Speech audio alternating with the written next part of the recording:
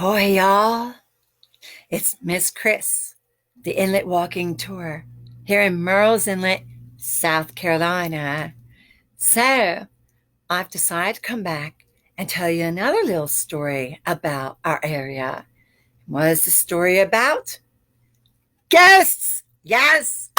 One of my favorite subjects of all time. Gotta keep it a little bit quiet, though. A lot of spirit around these areas, I gotta tell you, especially around the South Strand. That's why I got my little candle lit. We're sitting here in the dark, I'm going to tell you this wonderful story. Now, I must tell you up front, though, this is a PG story. Yes, parental guidance or pirate guidance suggested. So if you have some little ones that, might be afraid of a ghost story, I would send them out of the room right now. So, all right, little ones, go ahead. Shoo. All right. Are they going?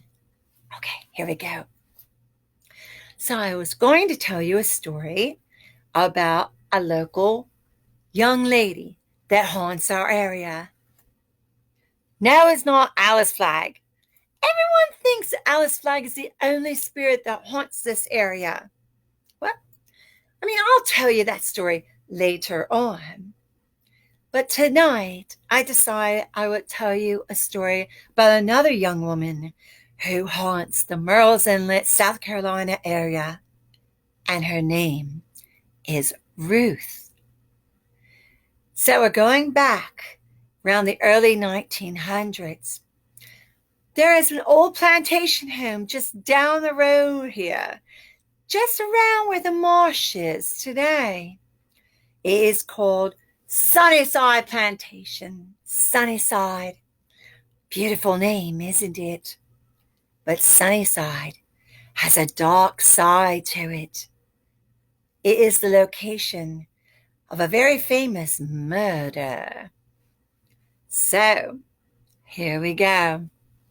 Like I said, early 1900s. There was a lovely couple staying just down the road here.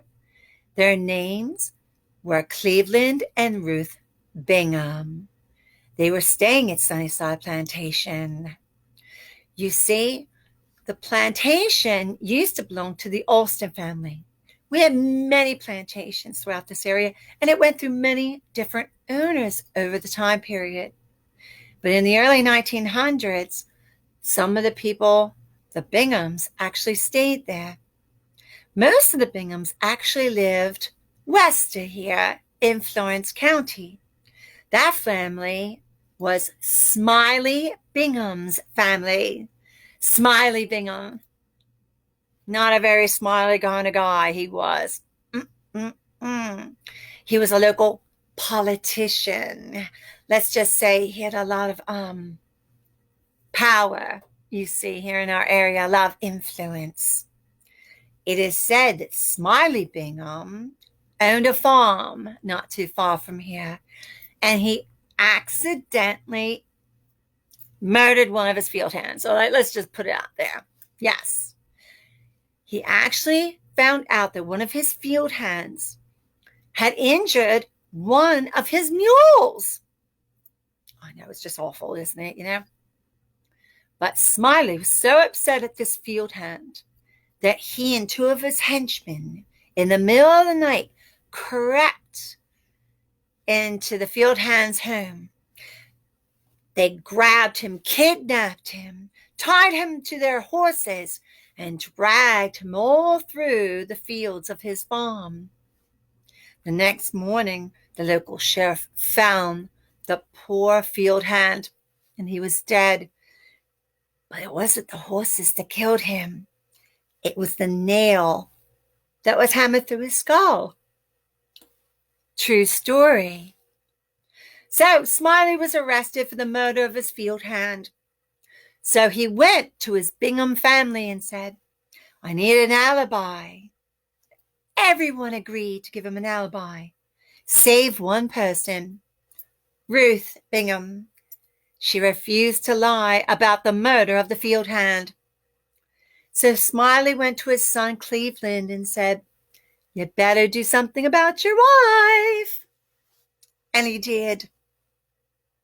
Cleveland and Ruth were staying at Sunnyside Plantation. And Cleveland decided to invite a friend of his over. His name was William. And William and Cleveland were sitting on the back porch overlooking the marsh. They were drinking heavily. Cleveland was telling ghost stories to William. William said, "What do I do if I ever see a ghost out here on the marsh?"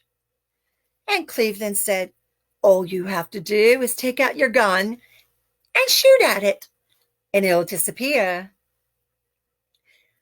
Yes, you got it. You see, Cleveland knew his wife, Ruth, was going to be walking by the marsh that very night. She loved to go down to the marsh. She would splash herself with the cool water before she would go to bed, to cool herself from our summer heat. And just like clockwork, the sun went down and the moon went up, and there was Ruth walking by the marsh. Cleveland and William heard the splashing around. William said, "It's a ghost." And Cleveland yelled, "Fire!" And William did, shooting poor Ruth and killing her instantly. It is said both men dragged her lifeless body off of the marsh and up to the back staircase of Sunnyside Plantation. It is said to this day the bloodstains still remain there on the steps. Both men were arrested for the murder of Ruth, but both men got manslaughter charges instead. Why? Because they told the judge they were shooting at a ghost. The judge believed them. You see, spiritualism was the religion of the time, and everybody believes in spirits. Now, don't we?